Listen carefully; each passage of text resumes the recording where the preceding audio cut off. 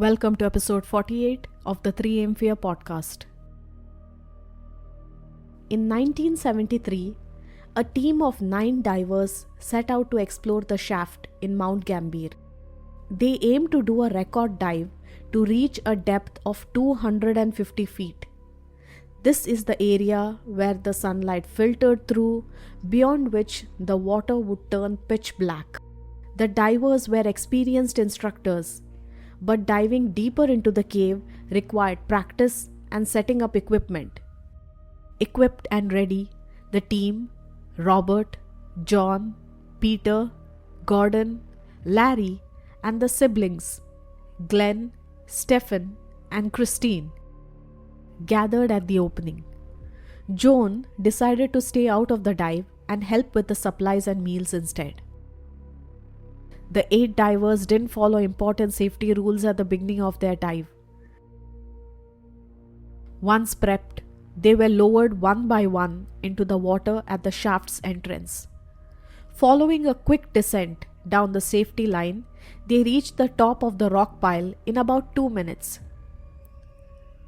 They spent around 5 minutes taking pictures before proceeding down the eastern tunnel. Among them were siblings Glenn, Stephen, and Christine, aged 25, 22, and 19. Glenn recalls everyone being fine, looking over the drop-off ledge into the darkness and wondering what was there beneath. After about 5 minutes, Glenn noticed that his air was running low. It wasn't an emergency, but still, when your air is running low, you have to leave. As Glenn realized the low air situation, he moved to grab his sister, who was way ahead of him. They all had the same amount of air, so if it was running low for him, it would definitely be running low for everyone else. Unexpectedly, she and the other divers lunged forward and dived straight into the abyss, disappearing from sight. The action was completely unplanned and against the rules. Nobody had mentioned that they would go down beneath. Glenn hurriedly swam after them, intending to stop his sister or any others. But as he went over the ledge, he saw complete darkness. And suddenly, as he moved, the silt around him stirred, and everything went dark. Neither he nor they had any idea of the tragedy that was about to strike.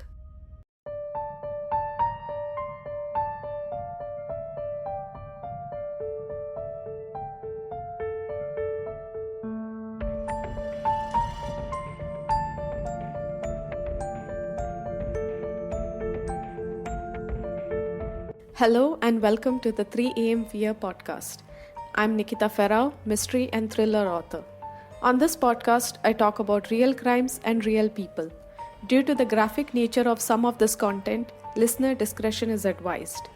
You can find the episode show notes on my website 3amfear.com. Let's get started.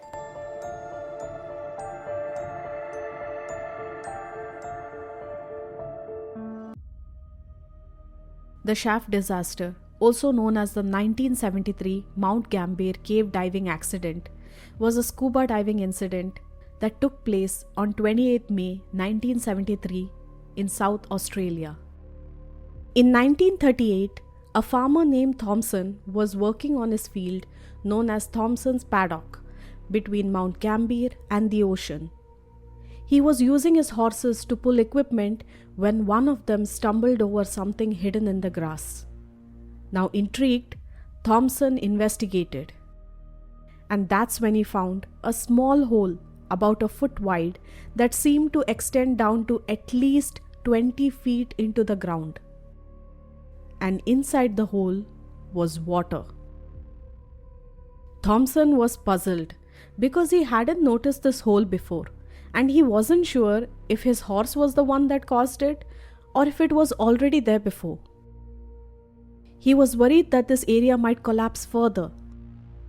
The hole's narrow opening widened like an upside-down funnel, making it dangerous for anyone to accidentally step on it. Thompson feared that someone might accidentally step on it and fall down. Concerned for others' safety, Thompson decided to fill this hole with rocks, and so he began to drop soccer ball sized stones into the water. The more stones he dropped, the more it started to fill up. Thompson hoped that these stones would block the entryway, but no matter how many stones he dropped inside, it just wasn't enough.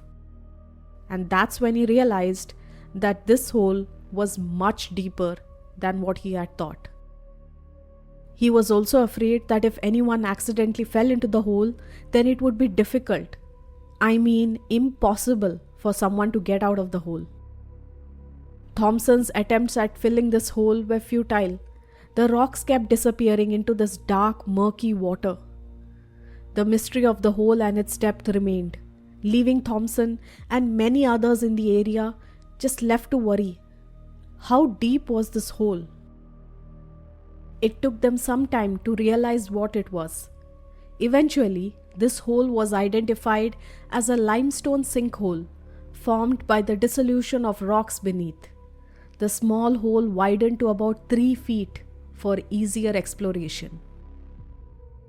In the mid-60s, a brave diver was lowered down into the opening for the first time. He descended to 23 feet and reached the water's surface. He realized that this was it. This hole was 23 feet deep. And once he was down there, he found himself in this stunning clear water. It was a sunny day. The cave was clear. It was beautiful. And that's when the cave got the name, the Shaft. Equipped with scuba gear, the diver explored further. And that's when he realized that the cave that he descended still expanded further. On his first dive, he reached around 69 feet deep before returning back to the surface. Now remember, as I had said, the farmer had been throwing rocks, so over the years hundreds of rocks had been thrown down into the cave. Astonishingly, he spotted these hundreds of rocks being dumped, and now they had formed a tiny hill, an anthill you can say. Initially what they thought was that the bottom of the anthill was it. That's the end of the cave. But later on, it was revealed that that was not it. The cave went much, much deeper. The massive chamber now had 2 deep descending arms. The main chamber measured at 460 feet long and 260 feet wide, with the top of the rock pile at 118 feet below the surface. The cave also had 2 tunnels on left and right. One of the tunnels was 260 feet deep and the other was 407 feet. Now experts speculate that these tunnels could have connected to the southern shores, forming a part of the region's freshwater drainage system. Now let me tell you a little bit about this. So basically, in the initial dive, they thought that the depth of the cave was from the top until the bottom of the anthill, that is the rocks that have been thrown. But actually, the cave went much deeper. It had a left and a right side, each much further down, and those 2 sides were never discovered. By that I mean, no one had ever gone down that route. No one knows what was down there. The cave's features, cliffs, overhangs and restrictions, coupled with crystal clear water, made this a paradise for divers. So basically, the cave is divided into 3 stages. Stage 1 goes from the surface to 120 feet at the top of the rock pile. It's clear, easy to swim in because there is sunlight filtering through the hole. It's just a beautiful place. Stage 2 gets a little trickier. It starts at the top of the rock pile and goes down to the dead end of the west tunnel at 260 feet, or to the drop-off ledge at the 200-foot mark in the east tunnel. That is, basically, you go down to the west tunnel, it stops at the drop-off ledge, and then it's just darkness. From this ledge starts a treacherous area. From here is stage 3.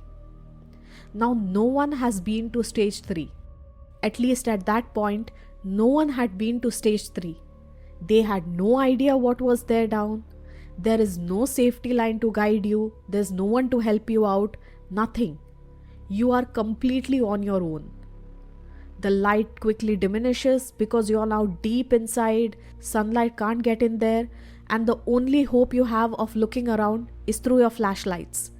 That too, you have to pray to God that your flashlight doesn't go off. There is also this chance that you could accidentally hit the walls, which are limestone, and releasing the silt. Silt is kind of like loose sand or these fine sand grains. You have this chance of releasing that, and once that is released, there will be silt all around you.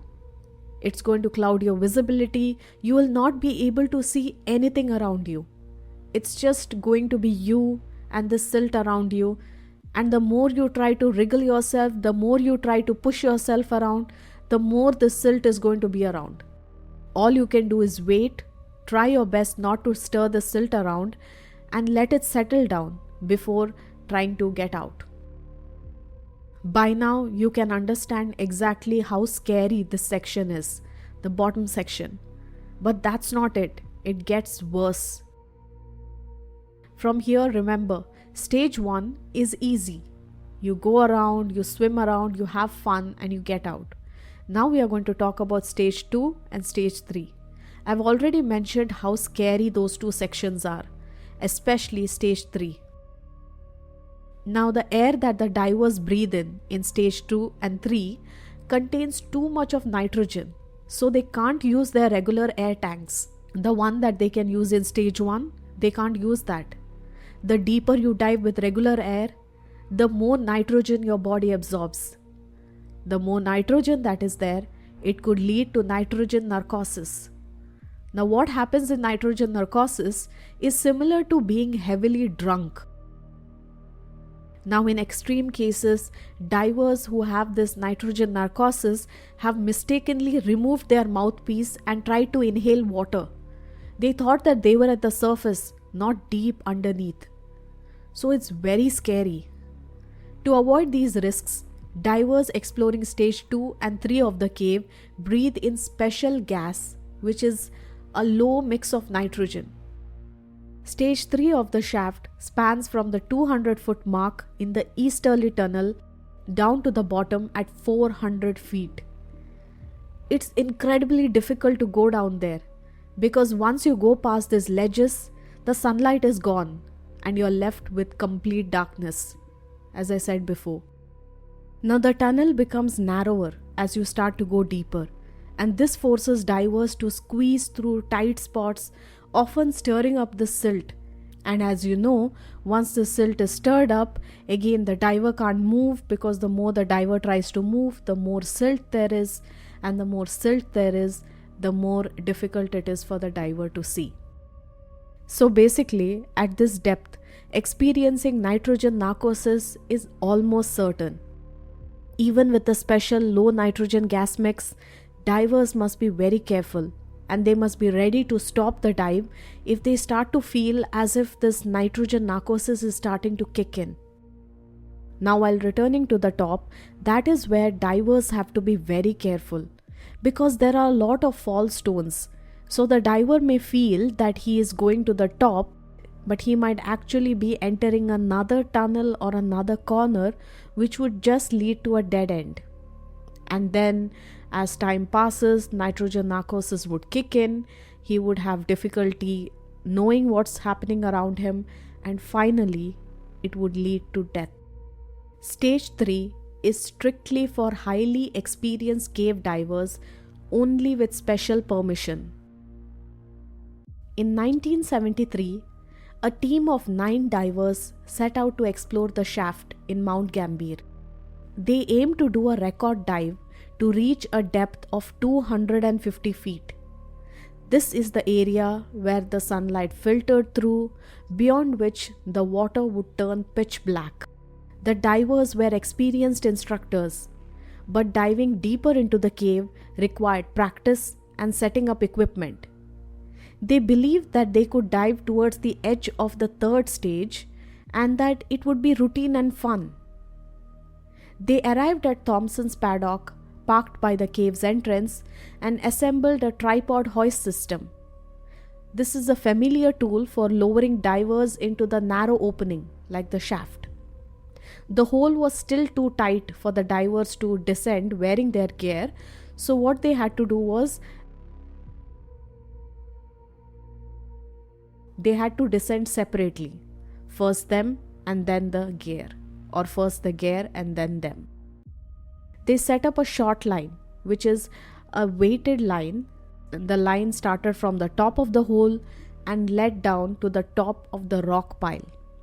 This line would help them hold on and descend at a record attempt, and they could then explore the water in stage 1. The divers were excited, but they were also cautious. They knew that beyond a certain point, they would lose natural light, and so they had to be very careful. The day prior to the accident, the group signed the guest book at the farmhouse of B.V. Ashby and completed a successful dive at the sinkhole, extending a short line approximately 150 feet into the water and reaching the main point, the primary point, which was the rock pile. They went down the hole, they briefly explored the perimeter, and decided that it was the perfect place for them to be. Everything seemed fine. But what they didn't know was that the point that they thought was the end was not the actual end. After this practice run, they returned to Mount Gambier to replace batteries in their lights and refill their air tanks. The next day, equipped and ready, the team, Robert, John, Peter, Gordon, Larry, and the siblings, Glenn, Stephen, and Christine, gathered at the opening. Joan decided to stay out of the dive and help with the supplies and meals instead. Before entering the water, the divers made a very big mistake. Now, instead of using the special low nitrogen gas, the one that I said was needed at stage 2 and 3, they actually filled their tanks with regular air, the one that they would need if they were only swimming at stage 1. The 8 divers didn't follow important safety rules at the beginning of their dive. The rope they used to guide them wasn't long enough to reach the cave floor. They also didn't have extra air tanks along the rope, and they didn't plan how to manage this air properly. They were taking it too lightly. They didn't pair up for safety or use a guide rope, which they thought would be risky in such a small space. One experienced diver, Robert Smith, didn't expect the others to go as deep as they did. Now, after the whole incident happened, different people gave out different statements, but this is a combination of what had possibly happened on that day. Once prepped, they were lowered one by one into the water at the shaft's entrance. Following a quick descent down the safety line, they reached the top of the rock pile in about 2 minutes. They spent around 5 minutes taking pictures before proceeding down the eastern tunnel. Among them were siblings Glenn, Stephen, and Christine, aged 25, 22, and 19. Glenn recalls everyone being fine, looking over the drop-off ledge into the darkness and wondering what was there beneath. After about 5 minutes, Glenn noticed that his air was running low. It wasn't an emergency, but still, when your air is running low, you have to leave. That's the diving rule for them. For anyone. As Glenn realized the low air situation, he moved to grab his sister, who was way ahead of him. They all had the same amount of air, so if it was running low for him, it would definitely be running low for everyone else. Unexpectedly, she and the other divers lunged forward and dived straight into the abyss, disappearing from sight. The action was completely unplanned and against the rules. Nobody had mentioned that they would go down beneath. Glenn hurriedly swam after them, intending to stop his sister or any others. But as he went over the ledge, he saw complete darkness. And suddenly, as he moved, the silt around him stirred and everything went dark. Realizing that it was unsafe and everyone else knew what they were getting into, he thought that maybe they had planned something, maybe they had decided that they were going to do this and they had a way of coming back. So he decided that he would go back to the rock pile and wait for them. He turned back and ascended over the drop-off ledge and decided to wait there at the rock pile.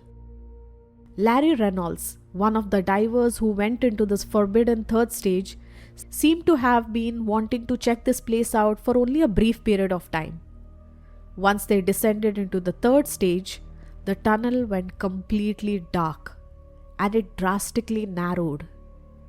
They found this section to be so tight that they had to lie flat on their stomach, pulling themselves through this dangerous passage. After realizing how scary and difficult this path was, the group collectively decided that they were going to turn back. But as they started to return to the drop-off ledge, they encountered this immense amount of silt. Larry found himself at the end of the returning line, right behind Christine. As they entered the silt, Larry tried to focus his flashlight on Christine's fins, trying to see which direction she was going. Suddenly, her fins vanished, leaving Larry scared and disoriented. He was running low on air. Now, despite all this confusion, Larry continued swimming, believing that the path he was taking was the right path. Eventually, he got out of the silt, he ascended over to the drop-off ledge and shone his light, trying to see where the others were. He was expecting to see Christine and the other divers with him. Larry noticed that none of them were in front of him, but nothing. He looked at his air gauge and realized that there was a little bit of air left. He decided he could go back down one more time and maybe try to see where they were. Maybe they were stuck somewhere. So he retraced his path and cautiously moved through the silt, trying his best not to touch any of it. Now, as he moved ahead, he spotted flashlights moving on the tunnel ceiling. Now, as he moved towards the light, he realized that this light came from a false dome ahead of him.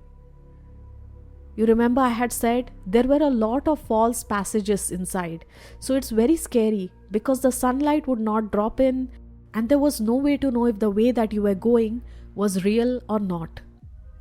When he looked up, he saw that Christine and the other diver, Robert, were both searching for the exit, but the place that they were searching for was a dead end. Larry realized the dire situation. He tried to get the attention of Christine and Roberts by shining his light towards him, but his flashlight turned off, and everything became dark. Panicked, he started banging on the flashlight until it finally came back on. And when he looked at the area, he found himself on the far end. The group had gone. The path was clear and there was no silt. As he started shining his light in the stage 3 tunnel, he spotted a lone diver swimming in the wrong direction, likely affected by nitrogen narcosis. This diver was John, a 20-year-old diver. Knowing that he could not rescue John, Larry turned back to the silt, searching for the entrance to the false dome, trying to find out if he could save Christine and Robert. With his air running low, Larry was facing a critical problem. He could either go down and try to look for his fellow divers and struggle to find an exit, or he could just go back up. Glenn, desperate to find his siblings and the other missing divers, despite knowing that there was too much danger for him to go down, decided to go back down and start looking for them. He was fixated on opening the eastern tunnel, hoping that maybe this was where his friends would emerge. As Glenn started swimming down, his air continued to reduce. The weight of the situation became heavy, and reality started to sink in. It was too late. After this tragedy, the search for the missing divers would continue for months. In January of the following year, a film crew entered the cave for a documentary shoot. While setting up, they found a body in a wetsuit just 50 feet below the surface. It was Stephen, one of the siblings. Despite further police efforts, the remaining divers could not be found. In March of 1974, 1 year later, 3 bodies were discovered at various depths. The first person was found at 185 feet. The deepest was John, who was wedged between a rock ledge at 205 feet. Recovering John's body took about another month due to the depth and positioning.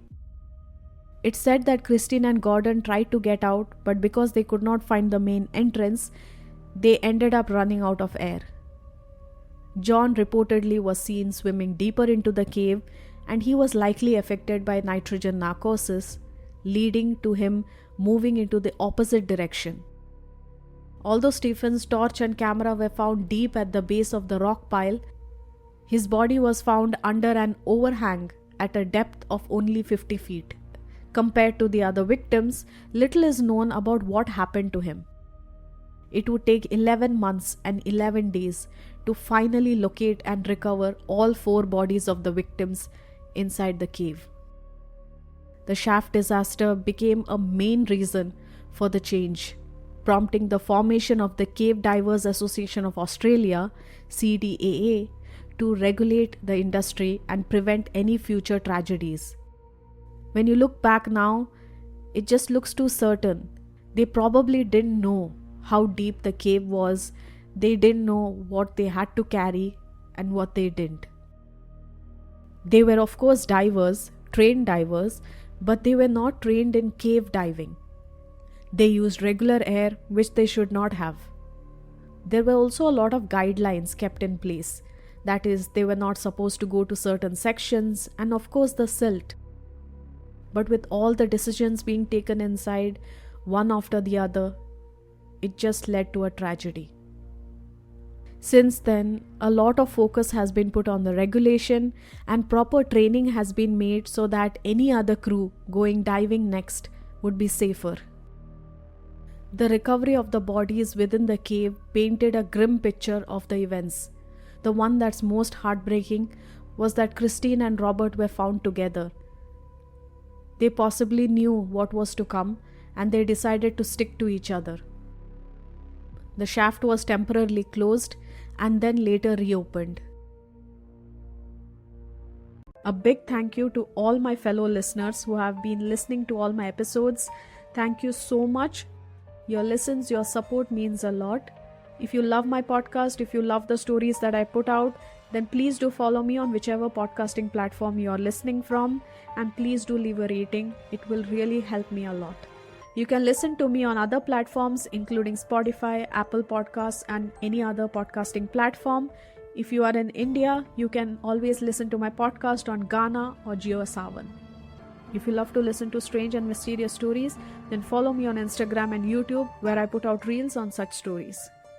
These are completely different from the ones that I put out on my podcast, so do follow me on them. If you love travel, you can follow me on my travel channels. I'll link them also in the description. Until then, stay kind and stay safe out there.